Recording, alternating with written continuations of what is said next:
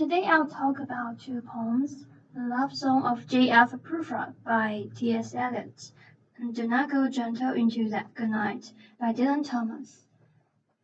So before I get started, let me ask, how do you feel about poems? Do they sound far away from your life experience?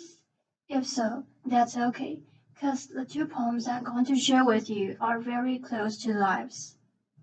If I'm writing a love song, I will give a speaker a name like Romeo Juliet, but not Alfred Prufrock, 'cause it sounds more like a factory, right?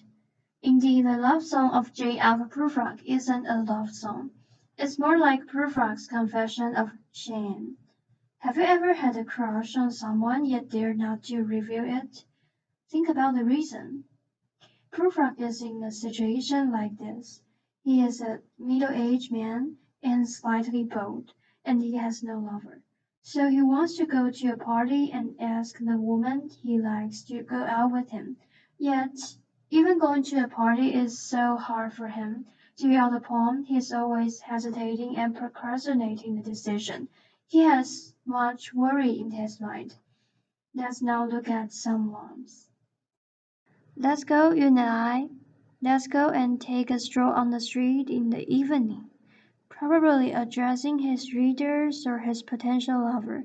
He uses a very strange image to describe the evening, which is a patient eater rice upon a table.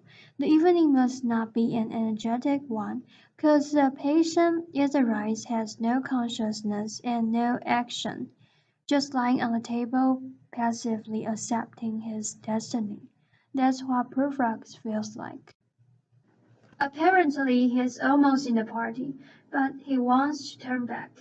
He is caught up in the mental struggle to confess his love or not. This is a question. The more anxious he is, the more times he says, "There will be time, there will be time." He's so ashamed of his bald head and his thin body. Compared to those strong men, he feels not attractive to women. He imagines how the women will comment on his appearance. He even amplifies the decision he's making, which may not be a big deal for others, while he feels the confessing is like disturbing the universe. He changes his mind constantly. He imagines people judging and gossip behind him. Then he feels like an insect pinned on the wall, wriggling, and judged by all. So he dares not to confess his love. Or this is simply one excuse that he justifies his inaction. He's not sure about how the woman feels about their relationship. He imagines if he conjures up his courage and confesses his love, the woman will probably reject him directly. This thought again destroys his courage. As time passes, he gets more anxious and helpless. He sees himself become a lonely old man, walking upon the beach, seeing mermaids sing to each other. The mermaids are probably young girls having fun on the beach. He thinks they will have no interest in him.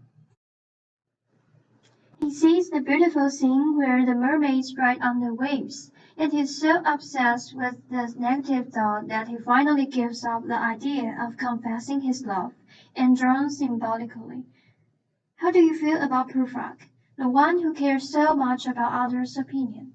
I see somewhat Prufrock in many people nowadays, so sensitive and vulnerable. Prufrock represents people suffering from social anxiety.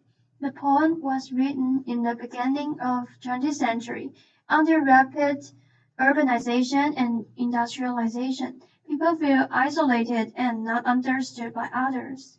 This Prufrock is probably part of Eliot and part of us. If Prufrock says there will be time, then the next poem says there will be no time. Dylan Thomas is the opposite of Prufrock. Do these lines sound familiar to you? In the movie Interstellar, these lines are recited to encourage the astronaut to explore the space. Before we go to bed, we say goodnight to each other, to our parents or our kids. Yet the night here means death. The close of the day and the dying of the light carry the same meaning. The rage makes me think of the famous Achilles, who fights and burns his life in the Trojan War. Since human life is insignificant and short, its meaning is what many people want to create.